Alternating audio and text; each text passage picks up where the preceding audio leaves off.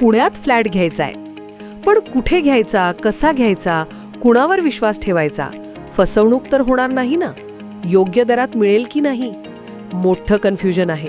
चला तर मग सर्व कन्फ्युजन दूर करण्यासाठी संपर्क साधूयात सारंग अहेर यांच्या रेरा रजिस्टर्ड ड्रीमोरा रियालिटीशी. संपर्क सारंग सुधाकर अहेर, ड्रीमोरा रियालिटी. मोबाईल नंबर 82 82 93 91 91 आणि 62 62 90 910.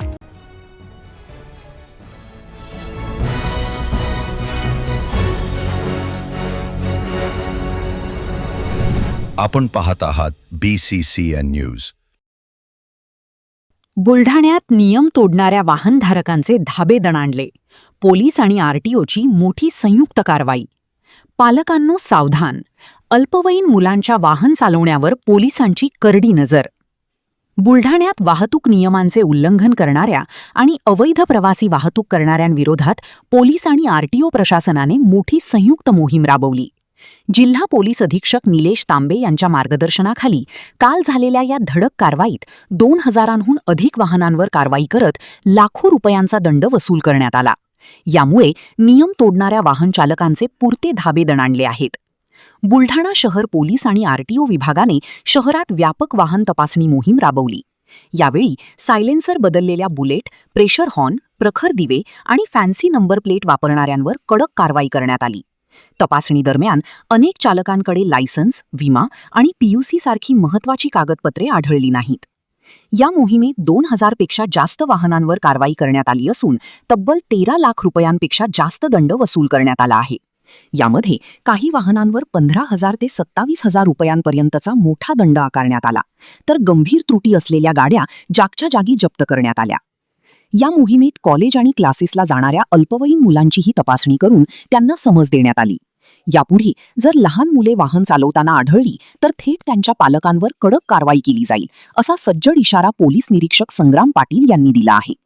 वाहन चालवताना हेल्मेट वापरा आणि कागदपत्रे सोबत ठेवा, असे आवाहन प्रशासनाने केले असून शहरातील वाहतूक सुरक्षित ठेवण्यासाठी ही मोहीम अशीच सुरू आहे. बुलढाणा शहरामध्ये बुलढाणा शहर पोलीस तसेच मोटर परिवहन विभाग मार्फत संयुक्तपणे कारवाई राबवून वाहतुकीचे नियमभंग करणारे तसेच अवैध प्रवासी वाहतूक करणाऱ्या इस्मांवर मोठ्या प्रमाणात कारवाई करण्याची मोहीम शहरामध्ये चालू आहे.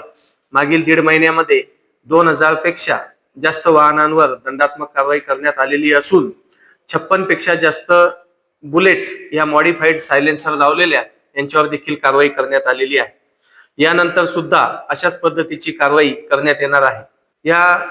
यानंतर सुद्धा अवैध प्रवासी वाहतूक करणारे ज्यांच्याकडे वाहतुकीचे वाहनांचे कोणत्याही प्रकारे कागदपत्र नाहीत, परवाने नाहीत, तसेच लायसन्स नाहीत, यांच्यावर सुद्धा कारवाई आम्ही करणार आहोत. अल्पवयीन मुले जी शाळा, कॉलेजेस किंवा क्लासेसला दुचाकी घेऊन जातात त्यांना सुद्धा आम्ही समज दिलेली आहे, त्यांच्या पालकांना सुद्धा समज दिलेली आहे. परंतु अशाच पद्धतीने जर अल्पवयीन मुले वाहने चालू असताना मिळून आले तर पालकांवर सुद्धा आम्ही कारवाई करणार आहोत.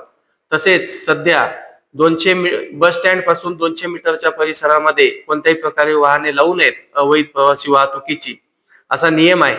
परंतु तसं होताना दिसत नाही. तशा वाहनांवर सुद्धा आम्ही मोटर व्हेकल कायदा प्रमाणे कायदेशीर कारवाई आम्ही करणार आहोत.